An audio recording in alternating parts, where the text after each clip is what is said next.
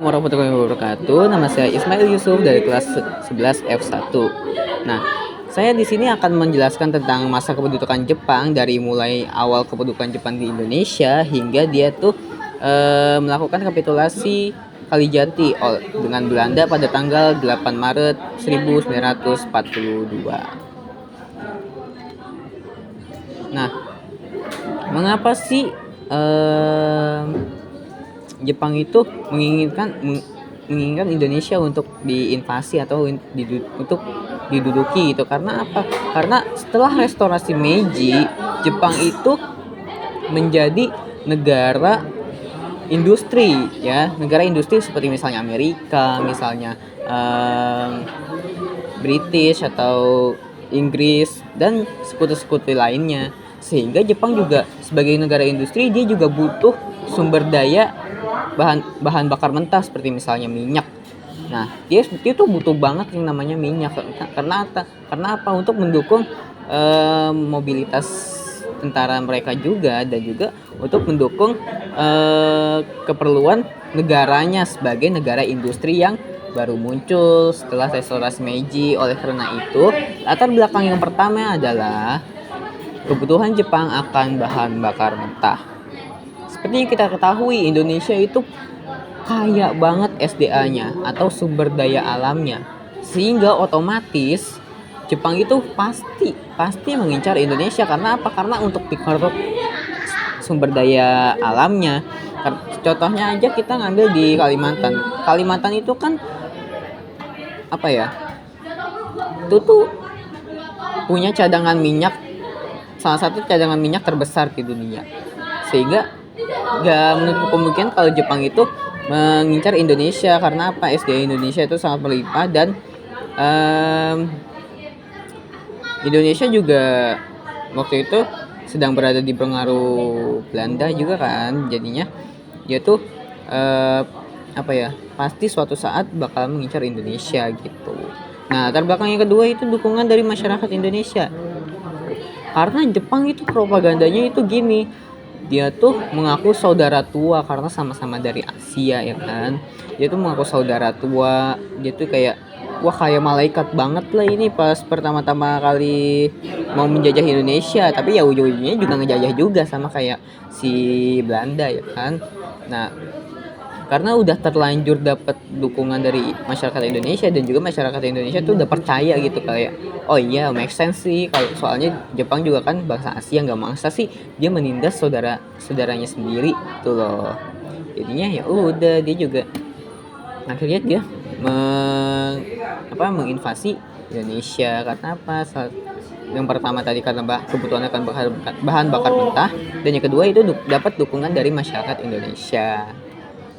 Nah, kota yang pertama kali diduduki oleh Jepang, nah ini sih ketutupan. Di sini tuh ada Tarakan. Tarakan itu salah satu kota di Kalimantan yang kaya akan sumber daya minyak. Seperti yang saya bilang tadi, salah satu latar belakangnya tuh kebutuhan akan bahan bakar mentah. Nah, kenapa mereka tuh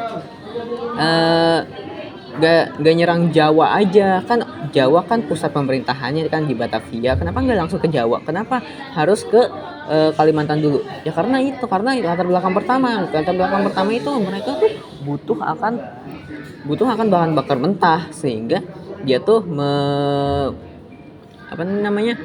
menyerang Tarakan dulu di Kalimantan dulu, supaya mereka tuh dapat dulu bahan bakar mentahnya, baru menguasai daerah-daerah yang lainnya itu bisa belakangan. Sehingga ini tuh dia akhirnya menyerang Singkawang, Mempawah, Balikpapan, Pontianak, dan yang lainnya.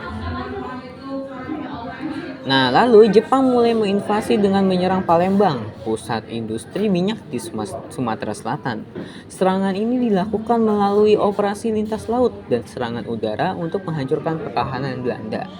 Nah, setelah dia menguasai Palembang tadi, dia tuh nggak langsung ke Jawa, tapi dia ke Palembang dulu. Karena apa?